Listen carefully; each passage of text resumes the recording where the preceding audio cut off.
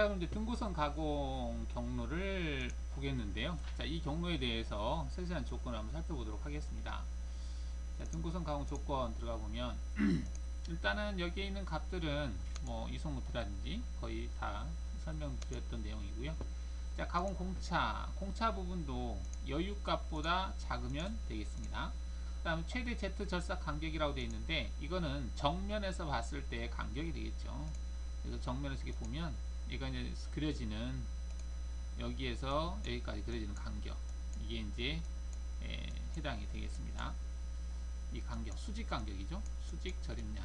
이렇게 등고선 가공은 이제 같은 높이, 즉 등고선, 등이라고 하는 건 이제 높이가 같은 부분을 연결한 선이거든요. 그러다 보니까 이 높이가 같은 선이에요. 높이가 같은 거. 쭉 가다 보니까 여기는 이 평면이라고 하는 부분은 높이 차이가 없어요. 그래서 제거를 못하는 거예요. 이 가공 여유를 0.5를 줬거든요. 그래서 여기에서부터 0.5만큼 위에서 경로가 생성이 돼야 맞거든요. 근데 그 밑으로는 못 내려가는 거죠. 그리고 여기도 내려갈까 했더니 바운드를 잡아놓은 거예요. 그래서 이 바운드를 바깥으로 경로가 생성되지 마라 했기 때문에 여기 안에서만 경로가 생성되는데, 이때 평면에서 보게 되면 이 부에서는 경로가 없다. 왜 없느냐? 높이 차이가 없으니까. 등고선은 그래서 측벽 구간에 작업할 때 좋습니다. 측벽에 유리한 그 기능이에요. 등고선은.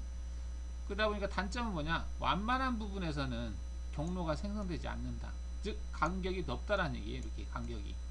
이 수직 구간에서는 간격이 좀 촘하게 되어 있죠. 근데 완만한 영역에서는 넓기 때문에 이런 부분에서 또 미절삭된 부위가 약간 많이 남습니다. 근데 뭐 이건 중삭 개념을 했는데 나중에 정삭할 때는 이 부분은 따로 잡아서 다시 또 제거를 해 주셔야 돼요. 간격이 넓기 때문에. 자, 그러면 여기 보죠. 여기에서 이제 설명을 한번 보면, 자, 코너 적용 방법이라고 되어 있는데 코너를 어떻게 적용할 거냐, 여기에 해당이 되는 내용이네요. 이 코너 적용 방법. 방금 생성한 경로에서 확인해 보면, 코너라고 하는 것은 여기를 보겠습니다.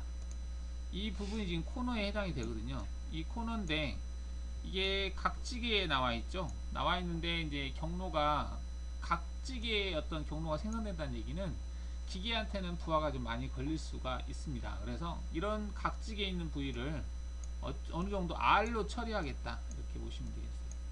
R로 처리하겠다. 그때 그 허용 R을 얼마로 할 거냐, 그게 여기 나와 있는 겁니다. 근데 비활성화 됐죠. 얘는 여기 이송 형태에서 특정한 형태를 선택하면 활성화돼요. 그러니까 R로 처리한다는 얘기는 경로를 부드럽게 연결하기 위한 어떤 기능이다라고 보시면 되잖아요. 그래서 얘를 체크하면 활성화됩니다. 부드럽게 연결하겠다, 즉 경로와 경로 사이를 부드럽게 처리하겠다, 그랬을 때 얘가 활성화되는데, 이때 R을 내가 1로 하겠다 그러면 1R로 처리가 된다는 얘기죠.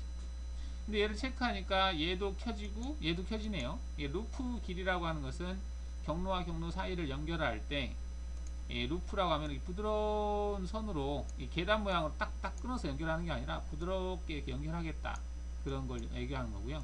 루프 길이가 이제 2다 그랬는데 얘는 생성되는 그 연결되는 그 길이 값을 뜻한다라고 보시면 되겠습니다. 그 다음 램프 길이는 지금 경사지게 어떤 연결하겠다 그건데, 램프 길이는 일단 끄겠습니다. 0으로 놓고요. 자, 코너만 일단 살펴보겠습니다. 확인하시고 다시 재생성을 하게 되면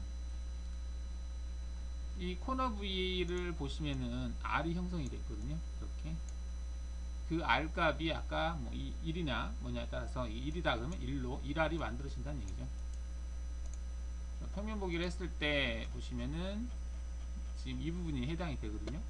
여기에 1R로 원을 그려보시면 이게 R이 1R로 되어 있죠. 이렇게 1R 형태로 된 걸 볼 수가 있겠습니다.